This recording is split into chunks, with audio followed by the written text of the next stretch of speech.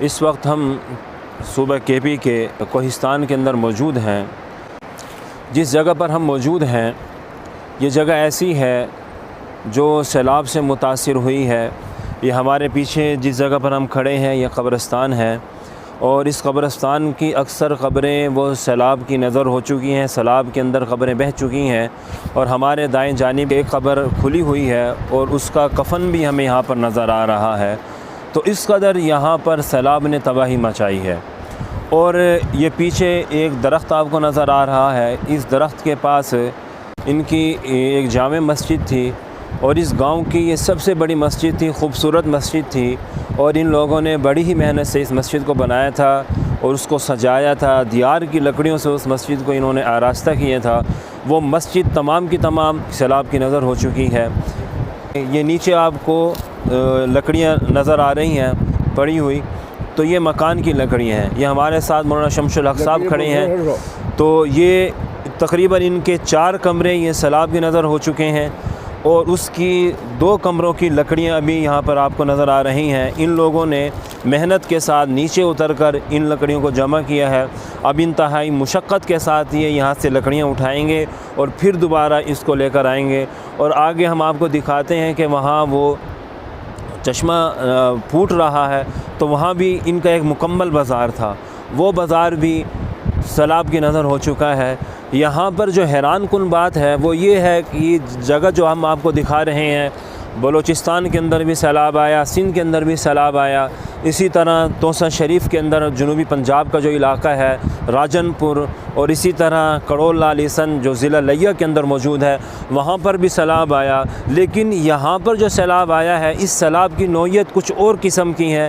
اس سیلاب کے اندر پتھر آئے ہیں، اس سیلاب نے بڑی بڑی چٹانوں کو ہلا کے رکھ دیا ہے، اور ان چٹانوں نے ان لوگوں کے گھروں کو مسمار کر دیا ہے۔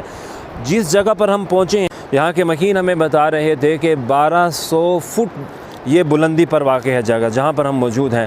اور اسی طرح ہم آپ کو یہ پیچھے مکان دکھائیں گے ابھی، یہ مکان ہے۔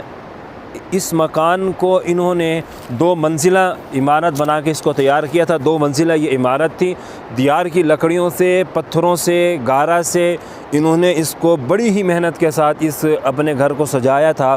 اور یہ مکین ہمیں بتا رہے تھے کہ تقریباً 22 سے 23 لاکھ روپے اس پہاڑی علاقے کے اندر، بیاباں کے اندر اس مکان کو بنایا تھا، آراستہ کیا تھا، اپنے رہنے کی جگہ بنائی تھی۔ لیکن اس وقت یہ بھی سیلاب کی نظر ہو چکا ہے، اور اس کے اندر دراڑیں پڑ چکی ہیں۔ جو دراڑیں ابھی ہم آپ کو دکھائیں گے، یہ دراڑیں نیچے یہ دراڑیں پڑ چکی ہیں، اور یہ دراڑیں ان کے گھروں کے اندر تک جا رہی ہیں، اور یہ خطرناک مرحلہ ہے، اور یہ کسی بھی وقت کسی بھی حادثے کا یہ سبب بن سکتا ہے۔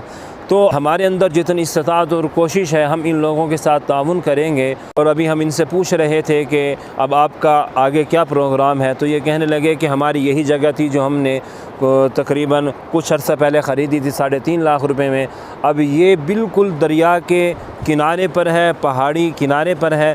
اگر خدا نہ خواستہ یہ جو دراڑ پڑی ہوئی ہے، اگر یہ دراڑ اپنی جگہ سے ہٹتی ہے تو مکان کو بھی نقصان ہوگا اور جانی نقصان بھی ہو سکتا ہے۔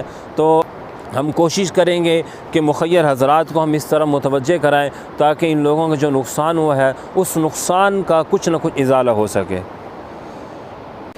یہ ہمارے ساتھ یہاں کے جو مکین ہیں محمد طیب صاحب، ہم ان سے تاثرات لیتے ہیں، اور یہاں جو تباہی ہوئی ہے یہ ظاہر ہے ان کا یہ آنکھوں دیکھا حال ہے۔ یہ ہم ان سے پوچھیں گے، ہمیں بتائیں گے کہ یہاں اس وقت کی کیا صورت حال ہے، اور جس وقت سیلاب آیا تو اس وقت کی یہاں پر کیا صورت حال تھی۔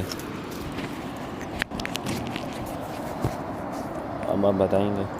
جی اس وقت کی یہ صورتحال تھی کہ 5-6 دن گزرے سیلاب کے اندر ہم لوگوں کے، تو اس کے بعد ہم نے اپنے بچے وغیرہ، ہم گھر کا سامان جو تھا کچھ ہم نے بچا لیا تھا۔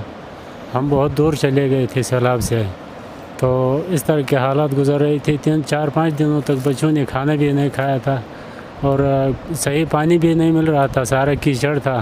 تو وہ پانی ہم استعمال کر رہے تھے، تو اس کے ساتھ ساتھ ہمیں بیماریاں بھی لگنے لگی تھی۔